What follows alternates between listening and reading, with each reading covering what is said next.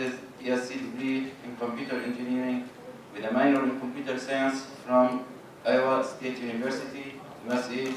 He received the master's degree and the PhD degree from Illinois Institute of Technology of the USA.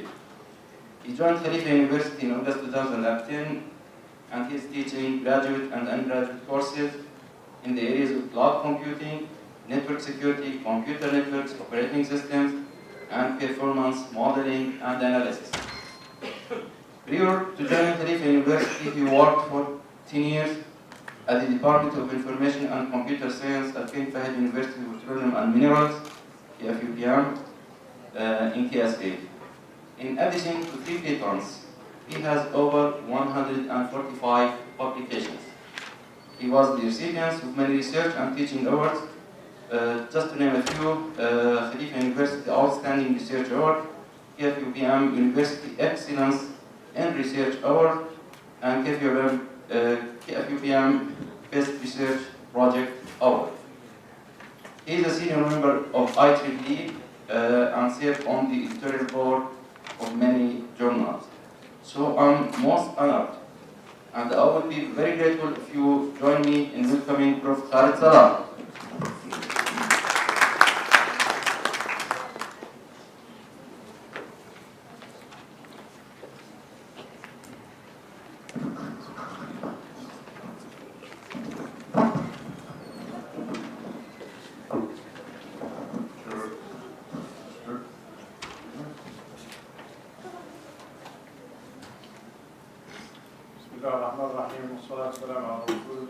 Very good morning to all of you.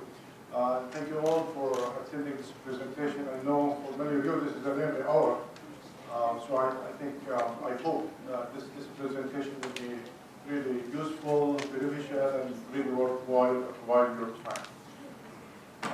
And thank you, Dr. Hussain, for inviting me. Thank you for your warm hospitality and welcome, and thank you, Dr. Rahim, for this introduction. My talk today is this perfect blend of involving IoT, cloud, and blockchain, and this is it falls at the heart of the theme of this conference, and it falls at the heart of the 2030 vision of the kingdom in the way that it's going to transform this oil-based economy into industrial-based economy, into digital economy, into knowledge-based economy.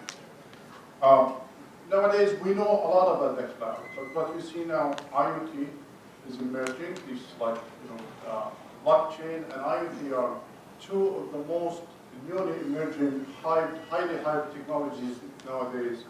IoT, Cisco predicts by the year 2020, will have more than 50 million devices and even more than that. And the market value for IoT will be more than $20 trillion. Blockchain, that's the new game in town. Blockchain, if you look at it now, in terms of quality, characteristics, potential, and even the growth, it looks like the internet back in 1994. So blockchain, I'll give you some introduction about it, but look at it from your area, you'll see lots of transformation and disruption to the banking industry, to almost any industry that you can think about. The blockchain will be really playing a big role in transforming things. So with that, the highlight of my presentation will be IoT and the blockchain growth. So I really alluded to that part.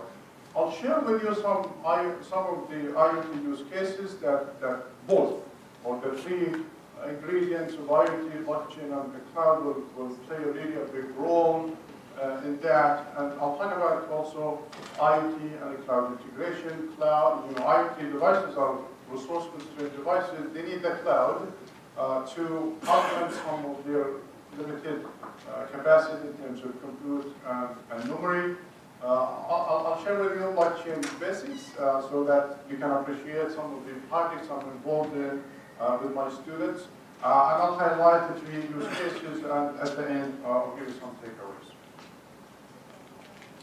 So, if you go to Google Trends, and Google Trends is really a nice resource whereby you can see what's hot out there. So if you are a research student or a research professor, and you want to really do a research that makes an impact, Google Trends is a really a nice way to do that. So if you go to Google Trends and plug in these keywords, IoT, blockchain, cloud computing, and big data, what you'll see that I have plotted it from the year 2000 all the way to now, and you can see in this.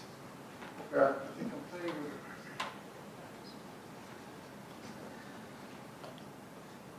Does this work? Okay, well, if you follow the trends over time, the popularity of cloud computing. That's the yellow curve. You see about 2010 it reached the high peak, and then after that it started to taper off.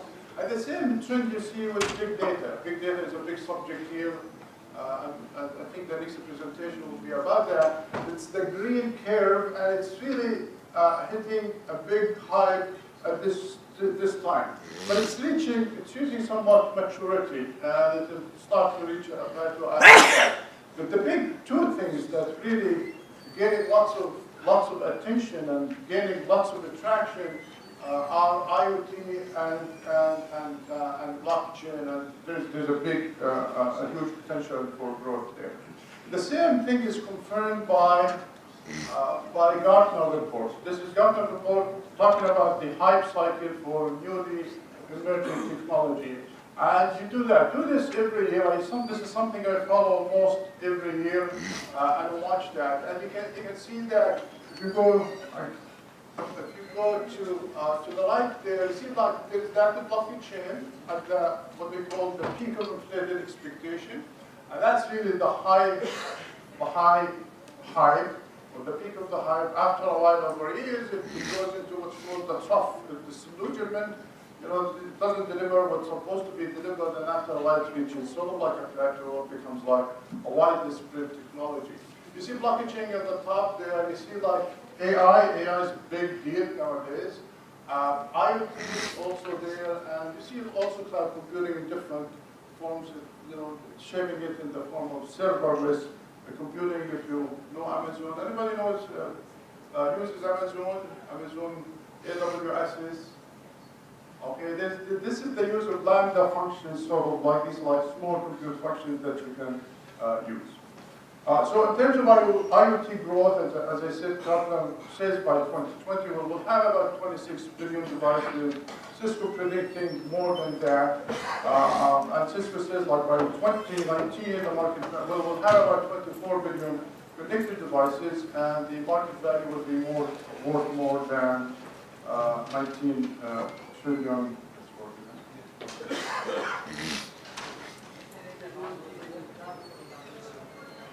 $19 trillion. All right.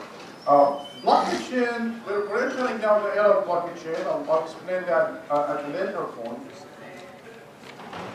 And then I put the hashtag on front of blockchain because people are actively tweeting about the subject. So if you want to know what's the latest, join, follow on Twitter this hashtag, and you can get like the latest in that technology. Blockchain is a really big deal in Dubai. It's a really big deal within the Emirates. With lots of projects ongoing there, lots of initiatives are being undertaken by the Dubai government. Dubai has mandated this vision. Anything that is government related as far as transaction has to be stored and uploaded on a blockchain. So we will, by 2020, they will have this paperless transactions. Dubai is really aggressive. There's lots of competition around there. They also have they've got this consortium of blockchain consortium that is global, and they position themselves to be the global capital of blockchain. Okay, I'm not sure. Excuse me about the activities down here. I'm sure that in Saudi Arabia there's some similar activities. Okay, let me give you some of the background of these technologies and sort of like gradually introducing more advanced topic. If you look at IoT, and we start asking this question, I want this to be interactive somewhat. If you look at IoT technology, you look at the cloud, and you look at blockchain, what is really the common denominator among these three innovations or three technologies? There's something, Internet. Communication. there's something common. Computation, internet, what else? Communication. Communication, that's there. Internet business. Internet business, but you think about it in terms of the impact they can provide. Huge data. Nice. Huge data. Right? All right. Data science. You can do data science. Yeah. So IoT data shoots in the cloud, and you can do analytics in the cloud. Security actually spins around all of them. Sure. Anything else? Integrity.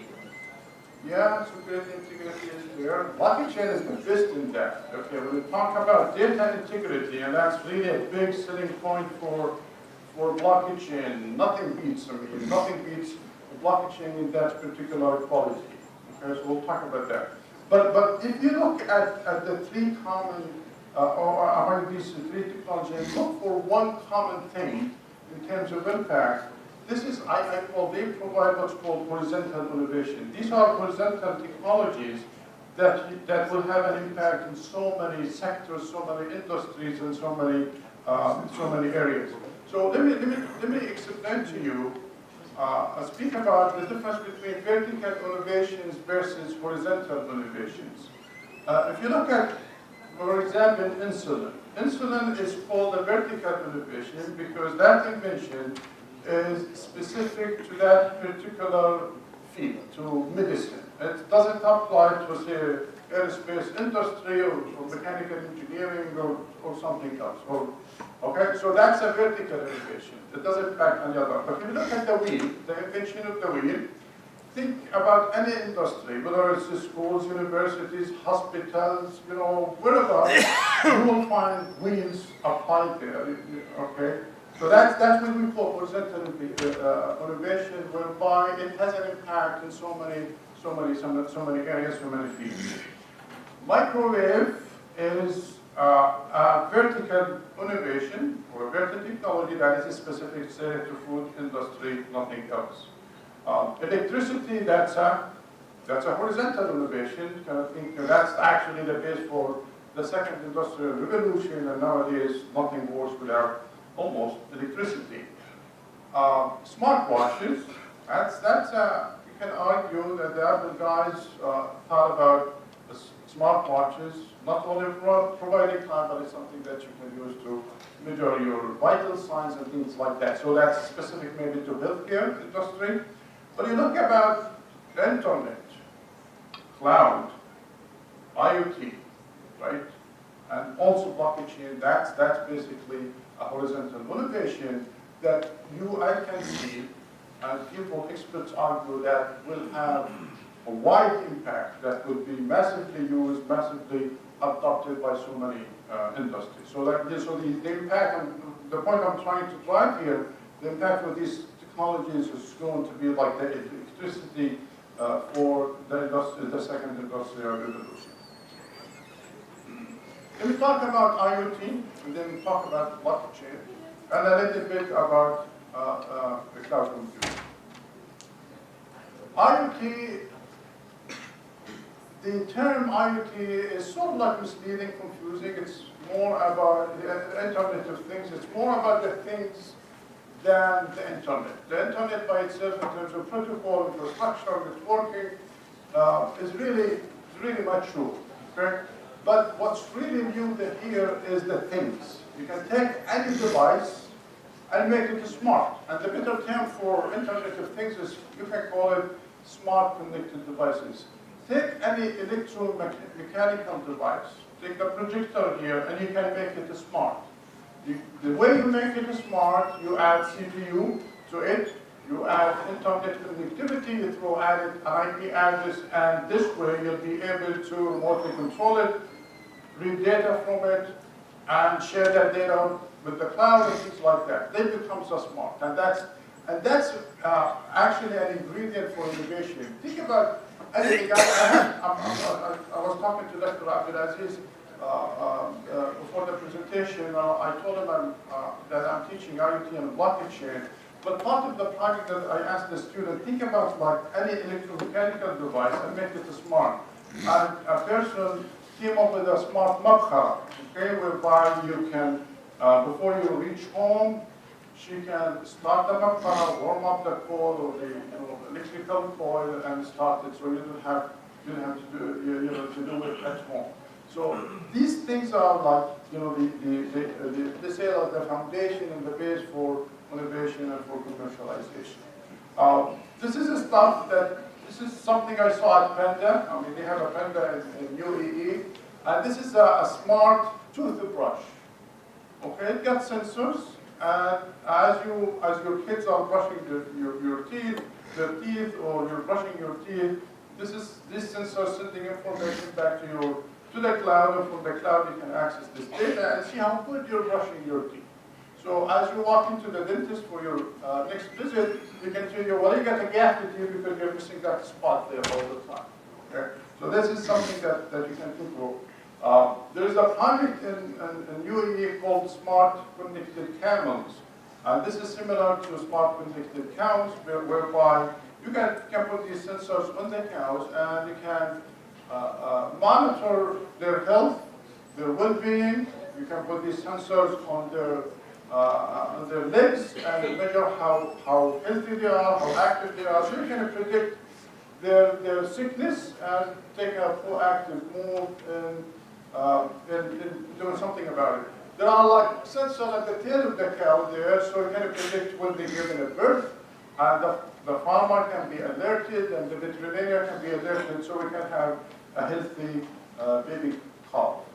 So these are projects that you or your student can do with IoT, involving also the cloud for video analytics. This is a Jarir bookstore. This is called a smart bottle. A Jarir bookstore. I've seen that one, and I thought this is something good to share. But this is a bottle whereby you can, with sensors at the bottom, and it can tell you how much water you are taking, and how much caffeine you're taking if you put coffee into that. So things about anything that is a thing that makes it smart. I talked about the projector. You can make the projector smart whereby it can even order like bulbs as it starts to fail. It can sense the bulb is failing, and then it can order that automatically, so you don't have to be involved. This is a smart vending machines with personalized interaction. As you come close to the vending machine, it can remember who you are, what your last order was, and all of that stuff. But also it's good in sending notification and sort of like ordering items when they are low from the stock, or when they're like a part that is failing, so it can alert the repairman to come and fix it. So the vending person does not have to come all the time to that vending, make like 3 trips. He makes the trips more efficiently when there is like low and stock items. And driverless cars.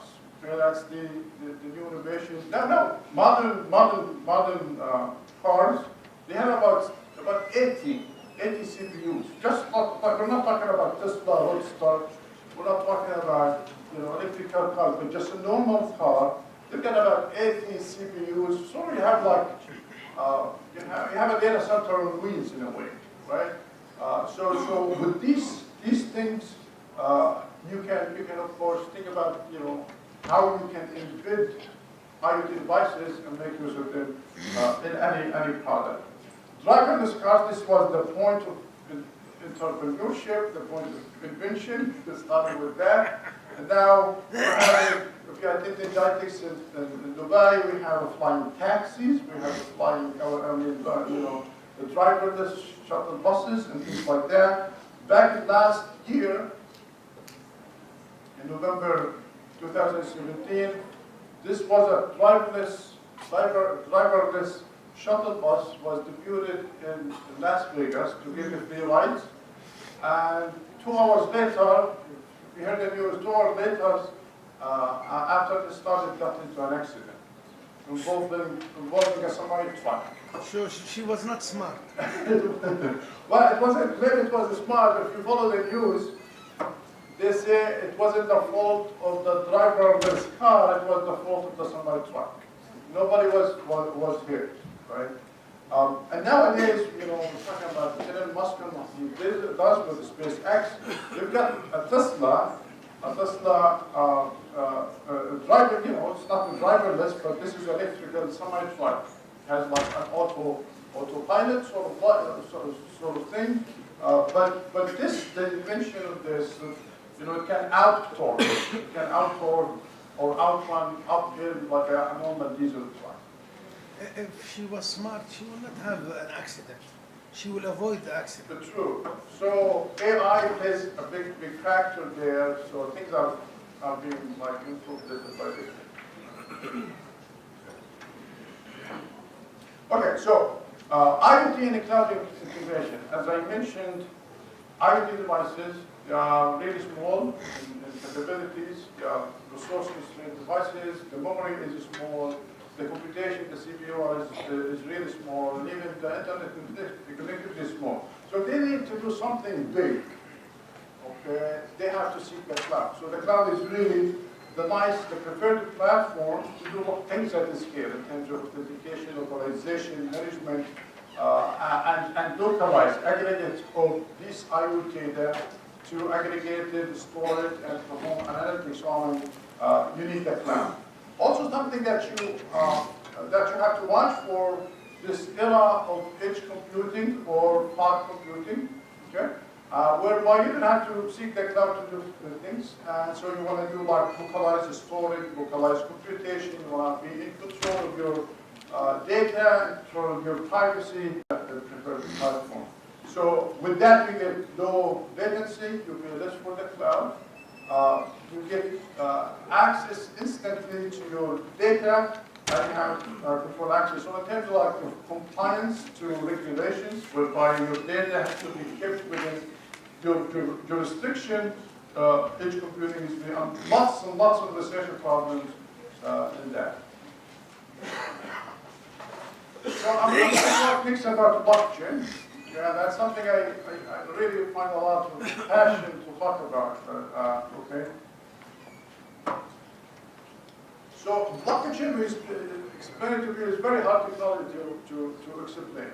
But the blockchain is the underlying technology of Bitcoin. And it came to solve a very interesting problem. It came to solve what's called the double spending problem. So if you got Alice and Bob, this is like the persons we use in cryptography.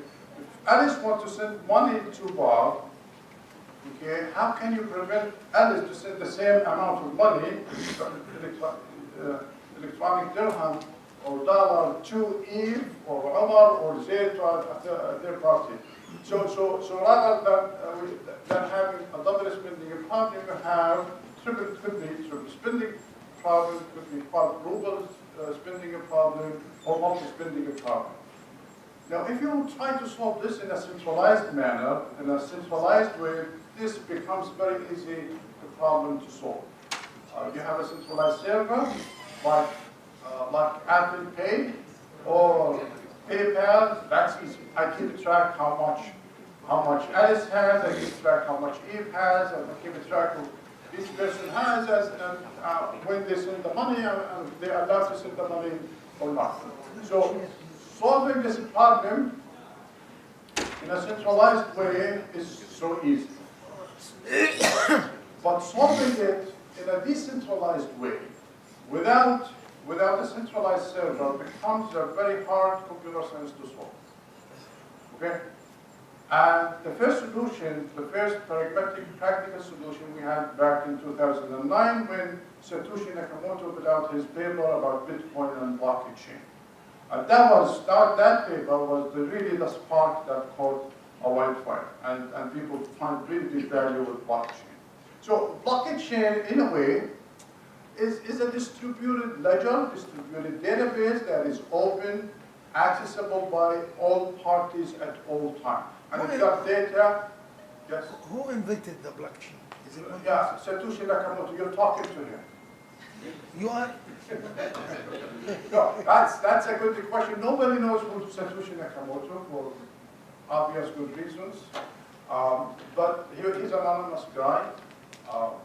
You know, they pointed him to a person in Australia. To the end of the session. Yeah, that was at the 2009 was like really the economic crisis of the whole world, and that paper came out. There's a theory that it was the IMF that invented the blockchain anyway. There are lots of speculation, but to tell you the truth, nobody knows for sure who that guy is. It could be, some people speculated it could be multiple people. It's like a group of people who did it. And if you start looking at the details, the technical details of this and how it works, this is really mind-blowing. I mean, this guy is really genius. Not genius in cryptography, in networking, in so many aspects, but in economics. And you know, thinking about inflation and news and appreciation, depreciation, that kind of thing. So there could be a guy to be multiple people. Do you think the blockchain is the part of the dark web? Oh, the part of what? Dark web? No, dark web is a different thing.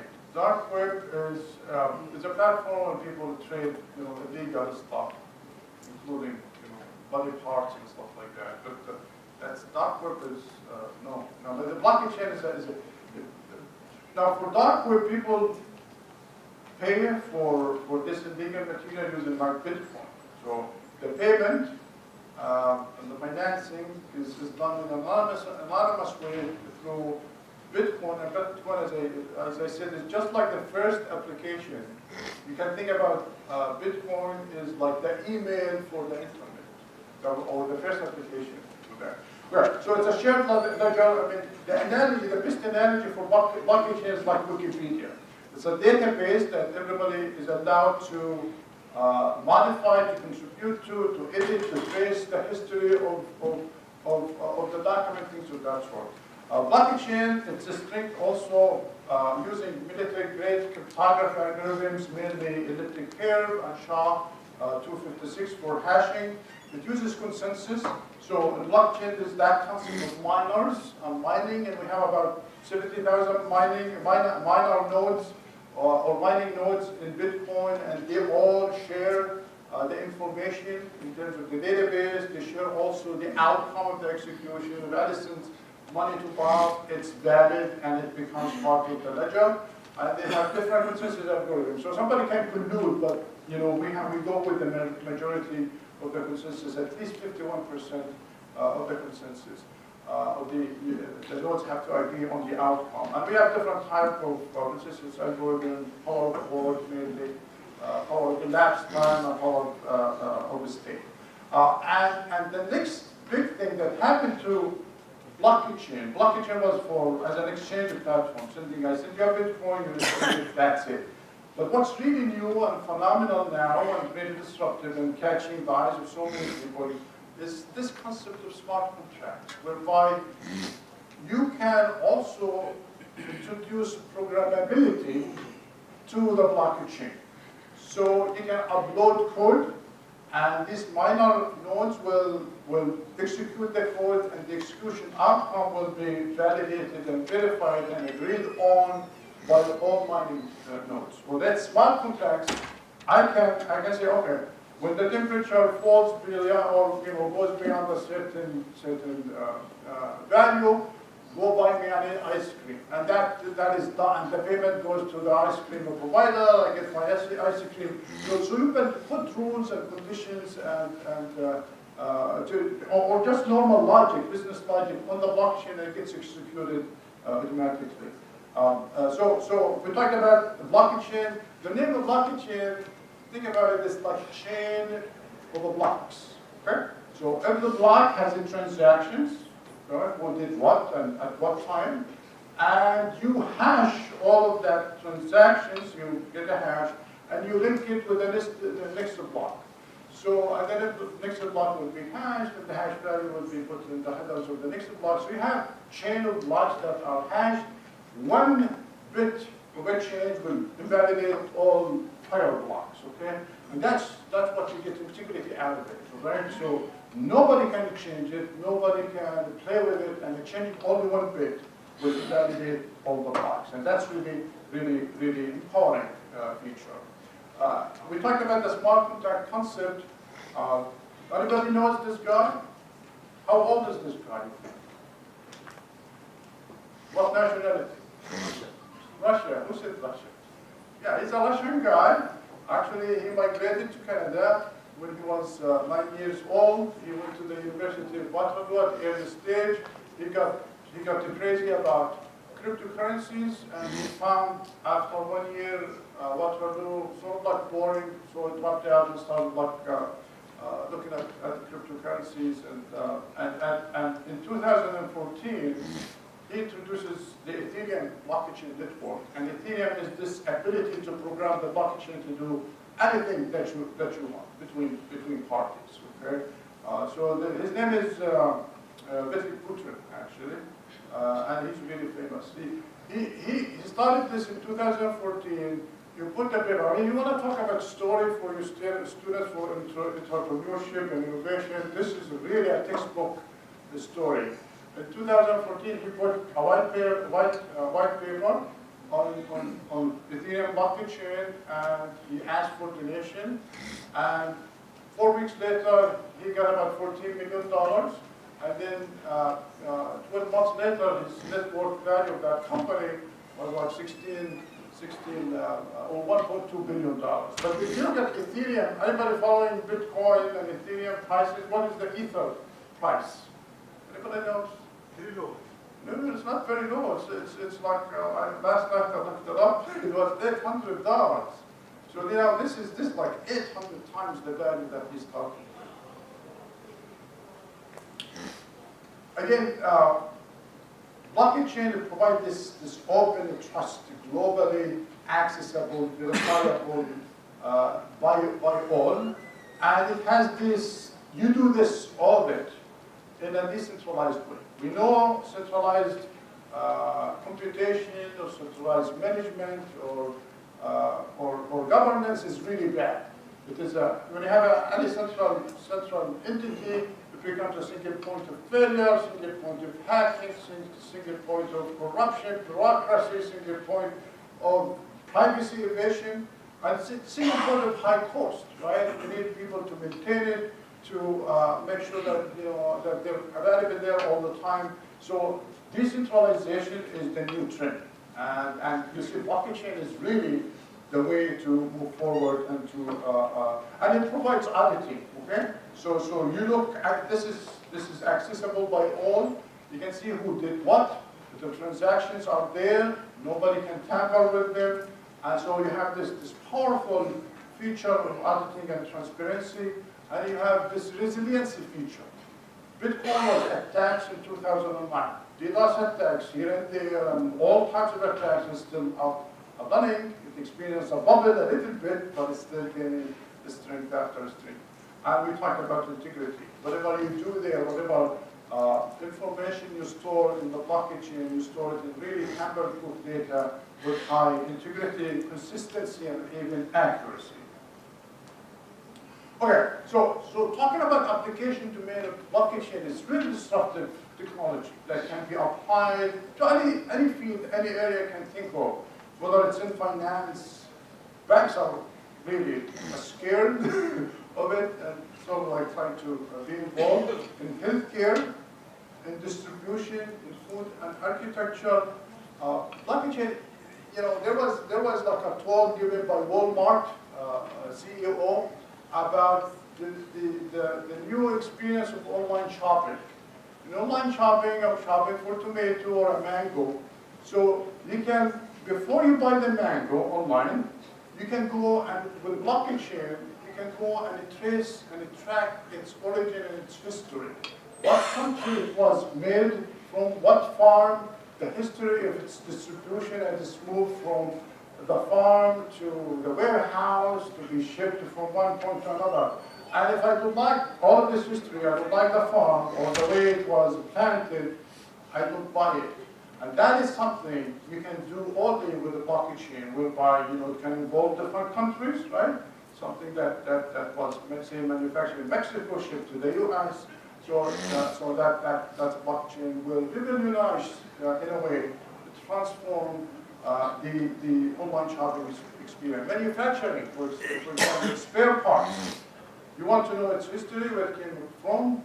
That's you embed IoT devices in that, and you empower or use a blockchain to track all of its history and who has access to it, who owns it, and stuff like that. In diamond trading, in oil trading, I mean, you can think about any type of trading. I'll share some of our projects with you at some point. So that's some nuts and zillions of applications that a blockchain can play a factor or a role in.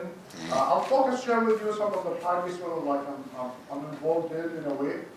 For energy trading, excess energy, excess surplus with smart grids. I'll play with you like the way that car accident can be shared, and that is really a good example of how the cloud, IoT, as well as the blockchain would be used. And my students, grad and undergrad students, are working on a project called cold supply chain and smart containers. Okay, so you have this idea of what's called power ledger, and so this is smart grids where you have solar panels at the roof of your house, and that electricity is transformed into like battery energy, and you get smart meters. These are smart connected devices, and if you connect them to the cloud and you connect them to, say, Ethereum, the blockchain, you have this ability that the smart meter will start negotiating and selling with other smart meters. So if you are, for example, taking your summer vacation, so that excess surplus energy that being stored in your battery will be of no use. But the smart meter can sell it for you. So when you come back, your travel expenses will not be paid off. So it can sell it to your neighbor, it can sell it to the highest bidder, and you can govern this with smart meter, that's IoT, with the cloud, all of that logic will be put there, and also with the blockchain to transfer money and know who really the highest bidder is and things of that sort. The future of handling car accident, that involves the cloud. So if a car goes into accident, that will notify the manufacturer of cloud that is data, but the cloud can take all of that data and ship it to your insurance company, as well as it can call 911, the paramedics. So that's really a good example. And the insurance records, okay, this imagery of the car accidents, or the data that were relayed from the IoT devices, this goes in the blockchain. The insurance company cannot tamper with it. You yourself or your medical records cannot be hacked and things of that sort. So that's a really nice example of IoT, blockchain, and the cloud. 10 minutes? 3 minutes. Okay, I think I'm there. This is a project that's including Q&A. We'll have a Q&A after. This is a project I'm involved with my students in. Actually, we're competing in the AMC Build and Vision competition, but we're building what's called a smart container, and that's for cold supply chain. So, for example, Marai, if you want to track the milk that you receive in your fridge, did it ever, as being shipped, was it ever refrigerated? Was the temperature? How do you guarantee that the temperature was below, say, a certain value? You don't have, as a customer, we don't have that empowerment. We don't have that visibility. So what you have smart container that you put in it, like vaccine, medical equipment that should be refrigerated all the time, and you ship it. Okay, and if there is like a violation at any time, like the temperature was raised by a certain value, you get a notification. So the IoT device will put that notification to the customer, store it on the blockchain so nobody can dispute it, refute it, and things of that sort. So this is the smart meter. This is the blue thing here. We could have different types of sensors. So you could have the humidity sensor. You could have temperature, vibration sensor. So the container sort of like had fallen or broken suddenly. You can track all of that. It got the GPS. So can it track? It's wrapped and it's path that's being checked from one point to another. And you shoot that all to the cloud using Dockerized containers.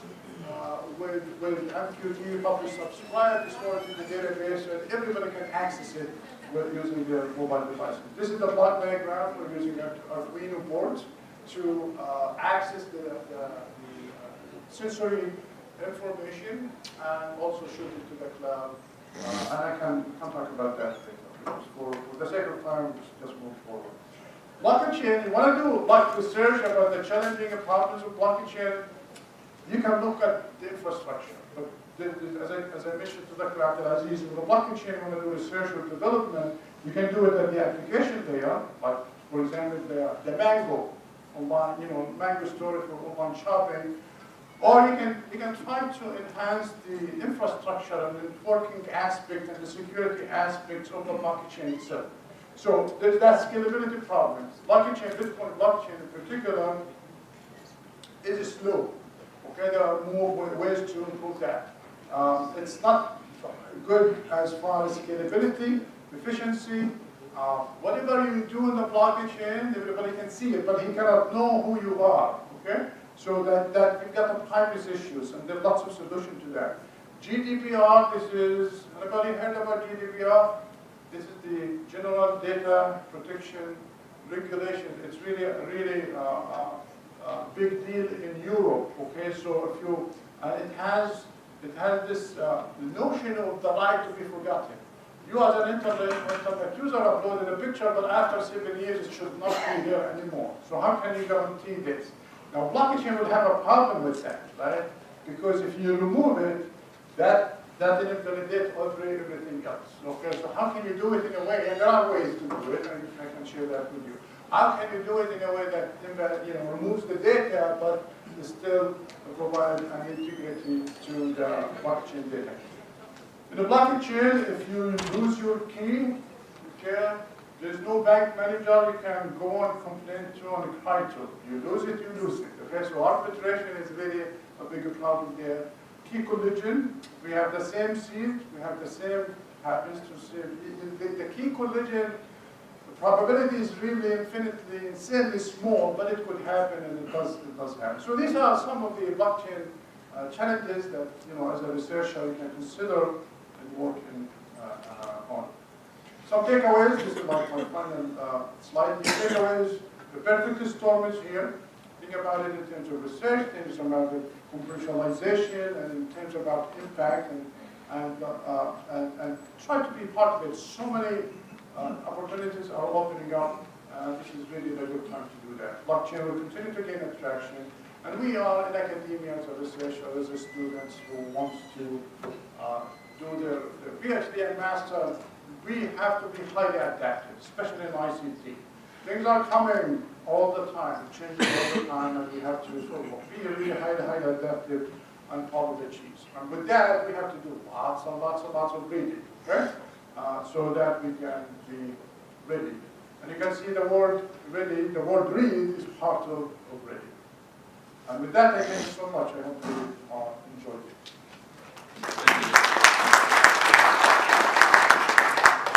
Thank you. Thank you, Dr. Khaled, for this presentation. Very interesting. Now we will open the floor for questions.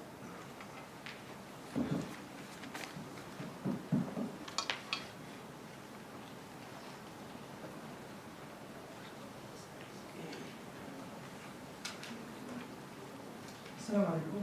Thank you, Dr. Khaled, for the enlightening presentation. I was hoping that you could touch on the potential of human beings being a thing on the internet. There's so many applications and it's already started with the military. Soldiers are things with the C4I technologies. Okay. Human as things. I mean, we hear about wearable, injectable devices that humans can use. But I watched like an interesting, also clip where you're talking about not soldiers, but when you play sport and soccer, there are wearables. They're part of the T-shirt of the player where they put different sensors. So when they do the replay for the game, they can track like Messi when he was and how he moved, and that's all kind of automated, right? So the traceability and tractability of the humans, where they are and how they move, and you take that data and shoot it also in the cloud. I mean, you can't do it locally. You have to shoot it in the cloud because that's where you do analytics at the scale, and you do it instantly. So you need more compute power. We just scale so fast.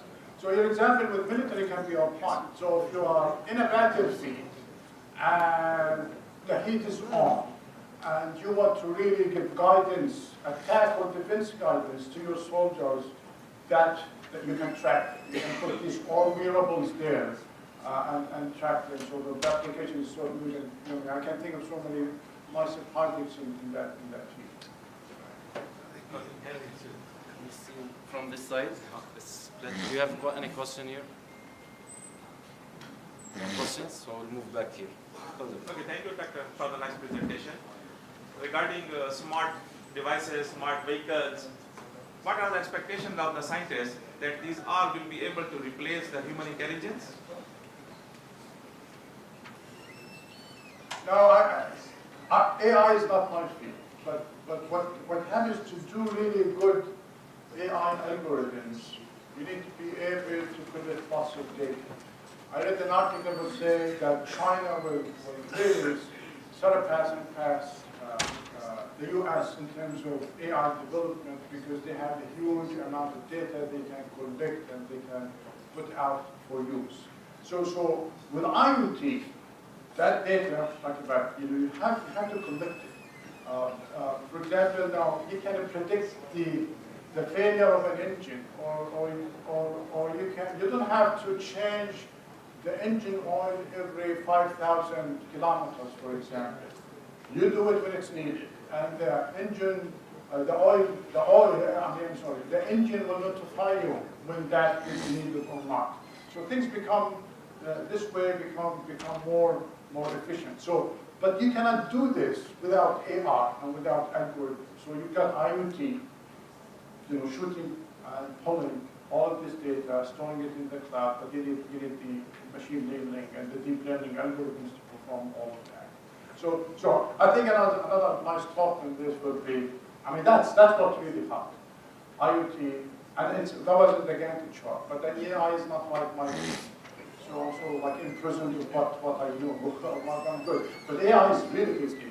It's really, people say like whoever wins the AI war would be like, the leader of the new world, and that's very true.